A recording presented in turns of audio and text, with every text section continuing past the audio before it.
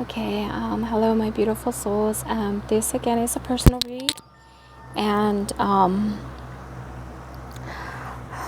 the subscriber is wanting to know where she is in this journey, and if indeed this is her twin flame. Right off, what I'm feeling is there is like a general state of total confusion here.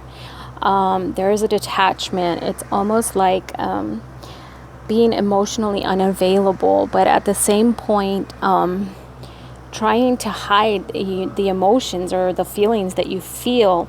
And this could be, there's something that happened in the past, maybe very, very strong, like this emotionally detachment or feeling emotionally unavailable. But we do have the opportunity and the communication, which does come forth. It's, but there's this closing up. It's almost like, keeping things to yourself. It's like I'm closing up and I'm going to keep things to myself. I'm almost like unemotionally available. There is this general like fear of not wanting to steer things up. I don't know if you're together or dating this person, but it's almost like he gives so much, and then he retreats. It's just that emotionally, unavailable type thing. Maybe immature also, like maybe he has this immature characteristics about him, but there is definitely a fear of stirring things up. And like I said, 1 minute it's all good, it's all wonderful, and then the next minute it's like, we're retreating.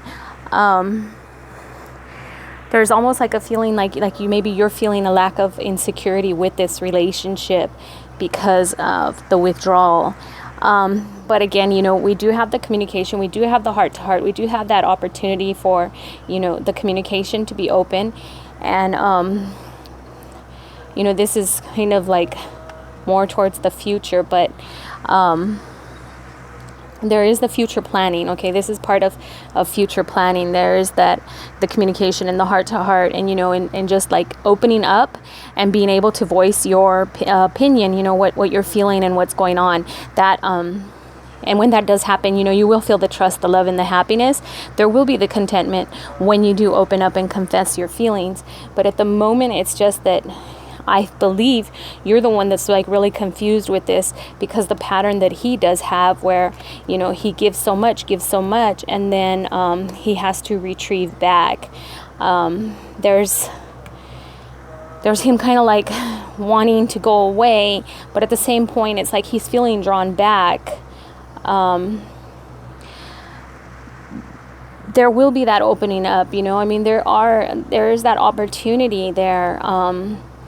But it's like, the love that the love, or, the compassion that he feels, it has him in kind of like this state of confusion, I guess, where he's holding on to things that have happened in the past, and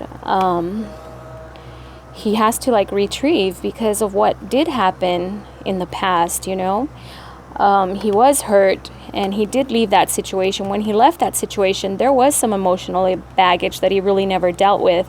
And now coming together with you and meeting you, it's almost like this stuff is coming to the surface, and he's feeling very much like he wants to detach emotionally. So that's where we get that sense of we have this really great time. We spend time together. We come out. We're together. It's wonderful. It's nice. And then the next minute, it's like this detachment. This is going to take time. This will take time. Definitely. There's a lot of time and effort that has to come in. But there is future planning, and there is that opportunity in the future, for the opportunity, the choices, having that heart to heart, feeling the communication, feeling the connection. So don't get discouraged because I'm feeling fear and a sense of like confusion because you don't know which way it's going. this is like a typical twin dynamic, and I'm going to assume that he's probably the runner in this, and that's why, you know, he comes and then he withdraws back. And it's not so much that he's kind of emotionally unavailable. It's just that what has happened is now coming to the surface. You know, the past is coming with him into the future. So these are things that he will need to take his time apart and to deal with. He doesn't want his history to repeat itself, basically. And that's what his mindset is that, you know, it's quite possible that history will repeat itself. But you do have, you know, there is that love, the honesty, and the compassion that is coming. Okay, but this has to come up to the surface. This is, I guess, part of, you know, his journey. And I did call upon the angels, and I asked them to give me a card. I went to my healing angel deck, and the card that flew out was the card of signs. And with signs, you're generally being asked by the angels to look for the signs that you've asked for their help. You've prayed, and you've asked for their help, and they're giving you signs. You may feel compelled to hear a certain song over and over and over, and finding strength and wisdom and, you know, maybe more courage in the song. Also, you know, a hummingbird, a butterfly, a ladybug, a squirrel, you know, some type of an animal may cross your path. And that is also, you know, the angels telling you that they're there and they're guiding you through this journey. You need to look for the signs. And I know with the twin flame concept, we have a lot of repeat numbers. We have, you know, dreams and visions that come with no explanation, but you need to realize that, you know, you're asking the angels, you're asking for help, you're asking for guidance, and they're definitely giving you the signs. They want you to pay attention to the signs. Your signs are there. So as you go on your journey, you know, just know that you are being guided. The angels are with you, and don't get discouraged. You know, this is a typical twin flame concept right here, you know. Man and woman meet, you know, one of them gets scared to death, takes off, hides, and then, you know, comes back in a few months, years, whatever, totally different person, and the reunion happens. But again, you know, the stuff from the past does need to come up to the surface, and that is why you're feeling that, you know, he may be emotionally detached or you know, just not available. It's his pattern, basically, you know. It's almost like a defense that he has, having such a great moment with you, a great time with you, and then he has to pull back and kind of hide himself for a while. So don't get discouraged. Just keep being love and light, and go with your journey.